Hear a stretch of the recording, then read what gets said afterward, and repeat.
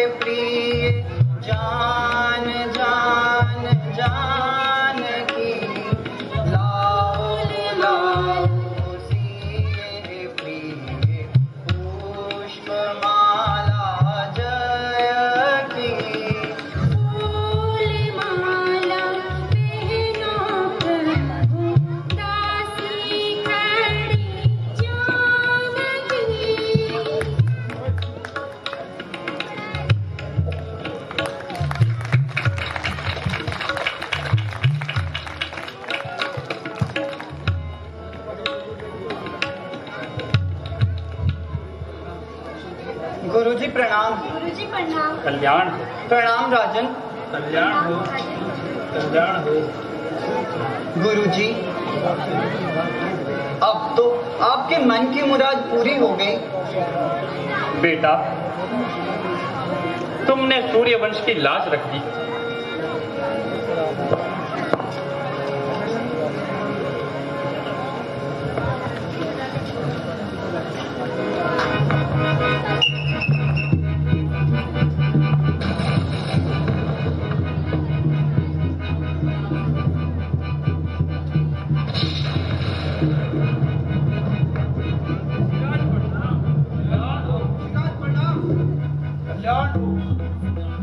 सबका कल्याण हो।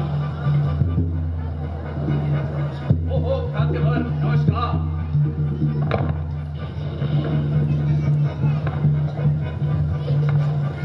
बेटा राम और लक्ष्मण,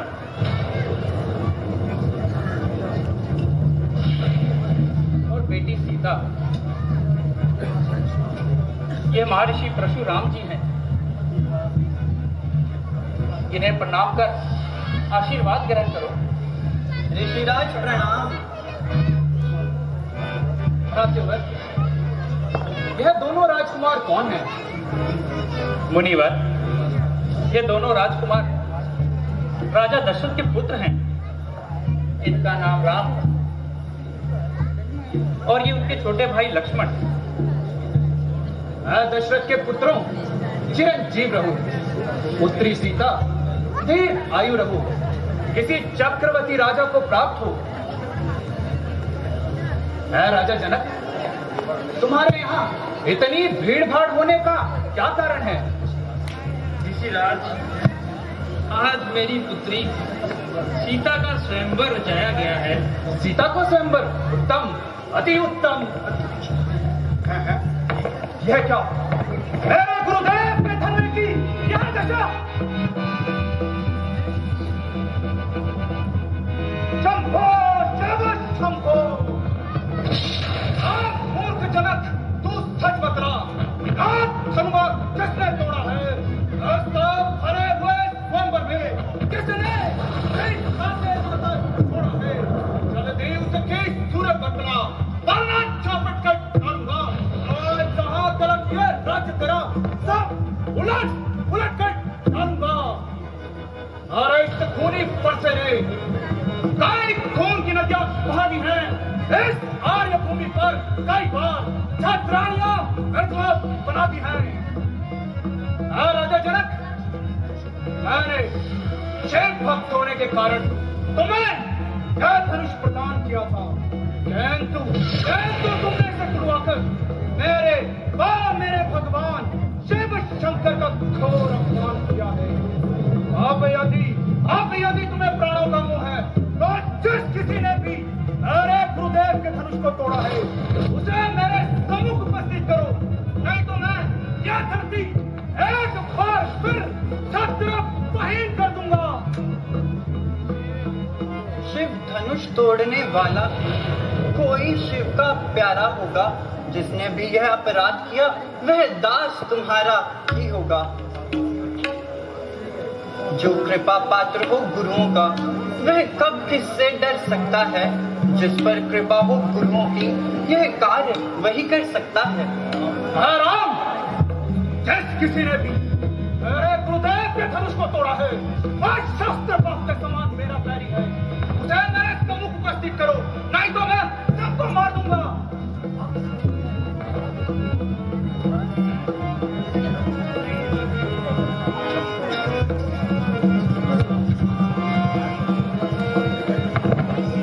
किसी ने सत्य ही कहा है, सुख का संवाद कभी कभी दुख का कारण बन जाता है। मीठी वाणी के कारण ही तोता पिंजरे में आता है। जो खालस मीठा होता है, अपना ही नाश कराता है। मीठे गन्ने को ही देखो, कोहलू में पेला जाता है। भाई ने दो मीठे बोल के कहे तो आप तुम्हें चढ़ आया है। सबसे पहले वे बोल उठे तो चोर उन्हें ठहर रहा है। अच्छा अपराधी हम ही सही, यह जहर हम ही ने खोला है। कर लीजिए जो करना है, यह शिव धनुष भी हम ही ने तोड़ा है। नादान बालक, जो तू चढ़ करता है, मेरे इस भूखे परसे का जो तू भोजन बनता है।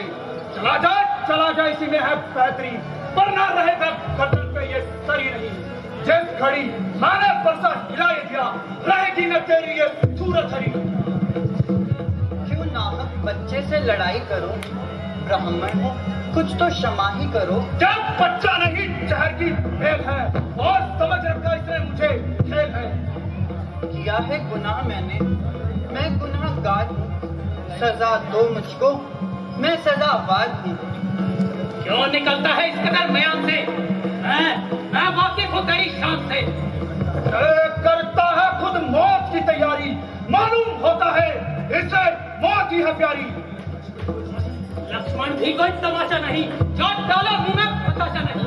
जरा ठहर, मैं तुझे बताता हूँ। मजा एक दुष्टता का अभी करता हूँ। महाराज, लक्ष्मण तो नादान है, इसकी बातों का बुरा न माने। राम, तुम्हारी बातें सुन, नरमाई मुझ में आती है, और देख तुम्हारे इस भाई को गरमाई पीड़ा जाती कैसे मुस्कुराए जाता है, और इसका रह रहकर मुस्कुराना मुझ पर बिजली गिराता है। ऋषि भाई, जरा शांति से कार्य लीजिए। बस भ्राता जी, सहन करने की कोई सीमा होती है। आपने महाराज महाराज कहकर इनका दिमाग सातवें आसमान पर चढ़ा दिया है। बालक, तेरी बुद्धि को क्या हो गया? अभी भी मेरी ताकत को अच्छे से जान ले। यदि एक बार ये फरसा हिला दूं तो तुझ जैसे सैकड़ों मृत्यु भी गोद सुला दूं। राम, तेरा भाई बड़ा पापी है। यह जितना गोरा और रूपवान है, उतना ही मन का मलिन है। इसे मेरी आंखों के सामने से दूर कर दो, अन्यथा ये भरसे की भेंट होगा। आंखों से आंखें डरती हो, आंखों से आंखें डरती हो तो हाथ मूंद कर चले जाओ। छाती पर धड़कन होती हो तो उस पर भी हाथ धरे जाओ। अब बिन बुलाए आए थे, अब बिना कहे जा सकते हो। अनुराग की धनुष खंडों का हो तो इन्हें भी ले जा सकते हो। मुझको सीधा ब्राह्मण न जान, मैं क्षत्रिय कुल का द्रोही हूँ, त्रिगुवंशी बाल ब्रह्मचारी, अति क्रोधी हूँ, निर्मोही हूँ। विख्यात शास्त्र बहु जैसे तक का उजदंड काटने वाला है। तू भी इस स्पर्श को देख जो लहू चाटने वाला है। श्रीमान तपस्वी ब्राह्मण है, इसलिए मुझे कुछ कहना है। ब्राह्मणों का भूषण तो नहीं मुनिवर जो आपने पहना है। ये कहना है क्षत्रिय वीरों को जो पहना जाता है रण में। अपराध क्षमा हो मुनिनाथ, शांति चाहिए ब्राह्मण में। बालक, क्या हुआ तुझे? जो काल सर पे समाया है, मूर्ख समझकर बहुत डरा। जो तू मेरे सम्मुख आया है, तीर नहीं तलवार नहीं, बस हाथ में मेरे बुलाना है। मूर्ख, तुझे ये याद नहीं? इसने आधा कदम करना है। बस इनके ही फरसे से वीरों का स्वर्ग द्वार खुला। हल्दी की एक गांठ से हम सारी का बात काट ला। बस भी चुकी इनकी बहुत, यह शस्त्र हो चुका कुठल है। इस फरसे में मैं कहा जो बूढ़ी पानी मेबल है। मुंह है, बड़ों से हंसी छोड़। यही हंसना तुझे रुला देगा, कर देगा दांत अभी खट्टे, ये फरसा स्वाद चखा देगा। लड़के महलों में खेल खेल क्यों आकर मुझसे डरता है? मेरे क्रोधोत्पल के आगे क्यों तड़प तड़प कर मरता है? श्री महाराज, हम लड़के हैं इसलिए लड़कपन करते हैं। शोभित नहीं बड़ों को जो यूं बच्चों के मुंह लगते हैं। मेरे मुंह में वे दूध नहीं जो आपके इस फरसे से खट क्या जाए। मैं है तो आपके क्रोधोबल को कहीं और बालना आ जाए। जो पिता के ऋण से पूरी हुआ, जो माता का बलि दाता है, गुरु ऋण के कारण वही हार एक बार फिर खुजलाता है। इस कारण उसका ऐसा उद्धार करना है, अपने इसी कुल्हाड़े से तेरा बलिदान करना है। ये लोहा तुम्हें ध्यान करे, जिसने घर का लहू चाटा, बलिहारी में इन हाथों का जिसने माता का सर काटा। गुरु ऋण अब तक माथे पर है, उसको भी चुपता दूंगा।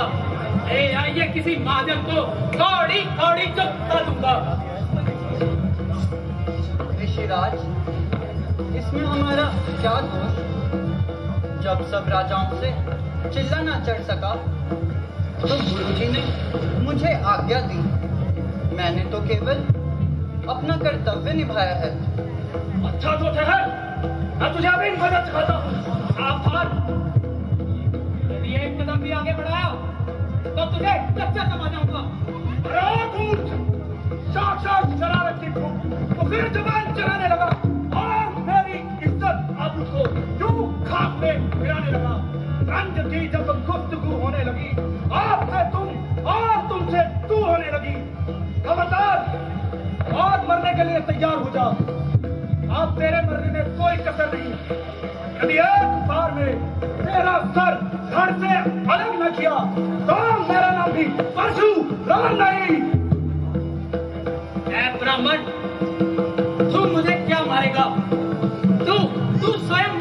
बुलाने यहाँ आया है। अब कृपया करके बैठ जाइए। खड़े खड़े आपके पांव दुख गए होंगे। यदि ये धनुष प्राणों से भी अधिक प्यारा हो तो इसे किसी अच्छे कारीगर से जुड़वा लीजिए।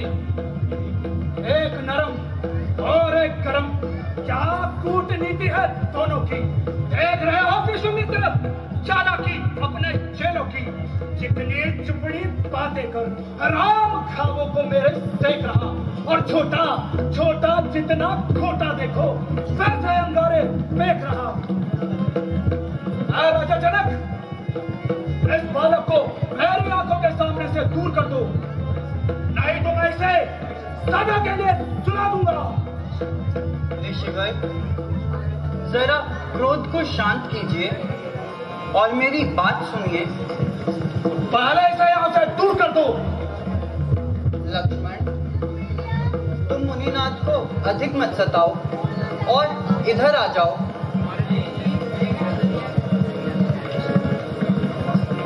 कहिए मुनिनाथ।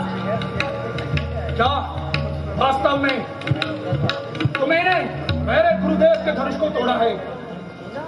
दंड दीजिए, सहज स्वीकार है। मुझे संदेह होता है कि तुमने मेरे गुरुदेव के धनुष को उठाया है। तो आपने भी मेरा बल कब आजमाया है?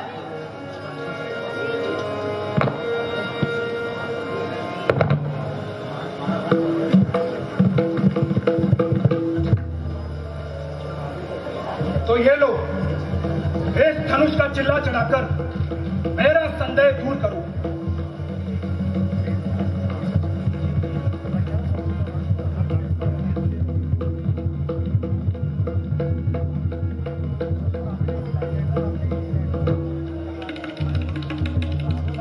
लीजिए मुनिनाथ, चिल्ला चढ़ गया। बस बस प्रभु, मेरा संदेह दूर हो गया और ये भी विश्वास हो गया कि विष्णु अवतार हो गया। किंतु मेरा निश्चय अभी पूरा नहीं हुआ।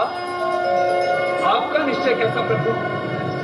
मेरा निश्चय ऐसा कि जब मेरा बाण धनुष पर चढ़ जाता है तो बिना किसी के प्राण लिए वापस नहीं आता। तो प्रभु, मंदराचल पर्वत ही आपके इस बाण को सहन कर सकता है, अतः आप इसे उसी दिशा में छोड़ दीजिए। लीजिए मुनिनाथ, अब मेरे लिए क्या आज्ञा है? मुझे लज्जित न करिए प्रभु। आपने पापियों का विनाश करने के लिए और धर्मराज स्थापना के लिए इस धरती पर अवतार लिया है।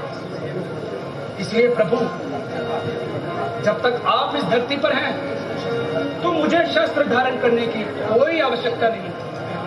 अतः मैं आज से प्रण करता हूं कि मैं शस्त्र त्याग कर इस स्थान से हिमाचल पर्वत जाकर अपना समस्त जीवन भक्ति में बिताऊंगा। अच्छा प्रभु, मेरा परिणाम स्वीकार कीजिए। जाइए कृपा निधान।